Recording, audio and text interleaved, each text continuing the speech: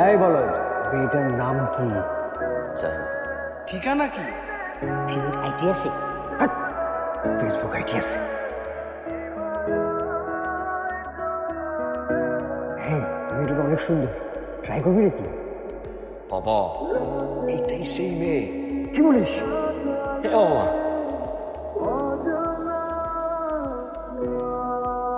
High, আমি রিশাদ, এই রেস্টুরেন্টের ওনার। কেমন ছিল ফুড আর বাকি সার্ভিস? সার্ভিস ওয়াজ এক্সিলেন্ট আর ফুড টেস্টও অনেক ভালো ছিল। সব থেকে বেশি ভালো লেগেছে আপনাদের ইউনিক ওয়েতে প্রেজেন্টেশন। আপনার রিভিউটা লিখে দিলে ভালো হতো, মানে নাম আর ফোন নাম্বারটা অবশ্যই লিখবেন।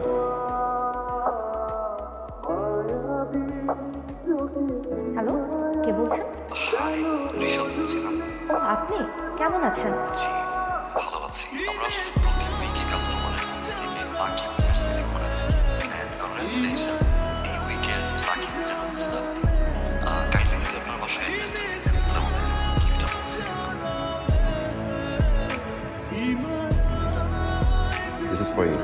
আসলে স্পেশাল কাস্টমারদের জন্য স্পেশাল ট্রিট। মনে হচ্ছে কত বছর পর দম খুলে নিঃশ্বাস নিতে পারছি। Thank you so much Rishad, আমাকে এত সুন্দর একটা জায়গায় নিয়ে আসার জন্য। প্রকৃতির কাছাকাছি, সাথে চা। আপনার পছন্দের কবি কে? রুদ্র। আমার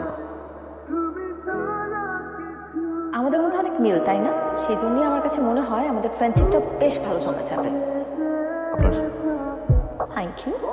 এটাও কি আমাদের একটা মিল? না হলে আপনি কি করে বুঝলেন যে আমিও সাদা রঙের ফুল পছন্দ করি? সাদা কালারটাই ছিল দোকানে। তুই কি ওকে বলেছিস হ্যাঁ যে আই লাভ ইউ? তারপর হলে দেখবি আরেকজন ভালোবাসি বলে নিয়ে চলে যাবে। তুই কালকে দেখা করবি, দেখা করে এই কথাটা সরাসরি বলছি। এখন ফোন করে অ্যাপয়েন্টমেন্ট নেই। মেঘলা, কালকে আমরা মিট করতে পারি?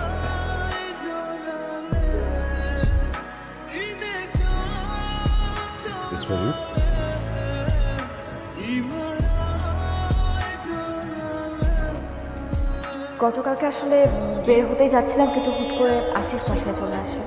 আসিফকে? তোমাকে কখনো আসিফের কথা বলা হয়নি তাই না? পারিবারিকভাবে আমাদের বিয়ে ঠিক হয়ে আছে। ও বিদেশে থাকে। গতকালকে হুট করে আমাকে সারপ্রাইজ দেবার জন্য চলে আসে। আমি কিন্তু ভালোবাসি, এটা বলতে কালার ছিল। আমি তেমন কোনো সিচুয়েশনে নেই, কারণ আমি অলরেডি আসিফের সাথে কমিটেড। আর সেখান থেকে আমার মনে হয় আমাদের দুজনের মধ্যকার সম্পর্ক কন্টিনিউ করা সম্ভব শুধুমাত্রই একজন ভালো বন্ধু হিসেবে। আমাদের এখানে স্টপ হয়ে যাওয়া বেটার। প্রশ্ন আমার ছিল, কিন্তু কখনো বলতেই পারিনি যে আমি ওকে ভালোবাসি। আমাকে বন্ধু ভেবেছিল। ইটস ওকে বাবা। তোর মা মারা যাওয়ার পর থেকে আমি তোকে মায়ের কষ্টটা বুঝতে পারি। আমি বলি কি বাবা, তুই আরেকবার রেখে কিছু যা, তোর ভালোবাসার কথাটা ভালো করে ওকে বোঝা। তুই যদি ঠিক মতো বোঝাতে পারিস, আমার বিশ্বাস ওর সিদ্ধান্ত পরিবর্তন করতে পারে। দেখো রিশাদ, আমি তোমাকে আগেও একবার বোঝানোর চেষ্টা করেছি, এটা সম্ভব না। না পারবো আমি আসিফকে চিট করতে। তুমি প্লিজ একটু বোঝার চেষ্টা করো। তুমি এখানে? হ্যালো, ঋষা, আমার খুব বন্ধু। তুমি কি আরো কিছুক্ষণ থাকবে নাকি তোমাকে বাসায় পৌঁছে দেবে? আমি যাব। ও, তাহলে চলো। See you. ভালো থাকো। মেঘলা, তুমি আমাকে দেখে বেশ অবাক হয়েছো। আমি কেন তোমার বাসায় এসেছি? আমার ছেলে ঋষাদ, সে ছোটবেলা থেকেই মায়ের আদর স্নেহ এসব থেকে একেবারেই বঞ্চিত। এমন কোনো কথা নেই যে অসঙ্গে শেয়ার করে না। কিন্তু ঋষাদ তোমাকে যেদিন প্রথম দেখেছে সেই দিন থেকেই কিন্তু সে তোমাকে ভালোবাসে, তোমাকে নিয়ে স্বপ্ন দেখে। মেঘলা, তুমি আরেকবার একটু ভেবে দেখো। সত্যি কথা বলতে ঋষাদের জন্য আমার মায়া হয়। ও আমাকে ভালোবেসে একা একাই কষ্ট পাচ্ছে। ঠিক আছে, ভালো থেকো, আসি। আরে ওকে? জি, আমি ঠিক আছি। ঠিক নেই? কি হয়েছে বলো আমাকে। আপনার ঋষাদের কথা মনে আছে? হ্যাঁ, কদিন আগে তো শুরু পরিচয় হলো। একে অপরের পছন্দ অপছন্দ, মিল অমিল, ভালো লাগা মন্দ লাগা, এগুলোর মধ্যে এত বেশি মিল খুঁজে পাই আমি যে সেখান থেকে আমাদের বন্ধুত্বটা আরো বেশি গাঢ় হয়ে ওঠে। তখন বেসিক্যালি আমাকে প্রপোজ করে বসে। ও আমাকে জানায় যে ও আমাকে ভালোবাসে, কিন্তু আমি ওকে খুব সুন্দরভাবে বুঝিয়েছি যে আমরা শুধুমাত্রই ভালো বন্ধু। যাকে এসব কথা, সবাই আমাদের জন্য অপেক্ষা করছে। প্লিজ।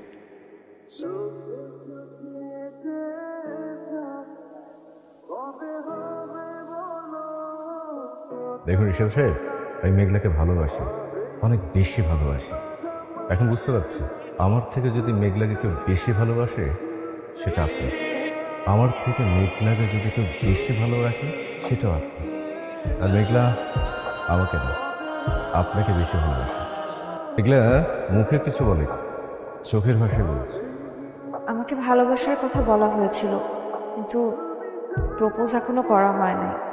আর প্রপোজ না করলে আমি বিয়ে করব না।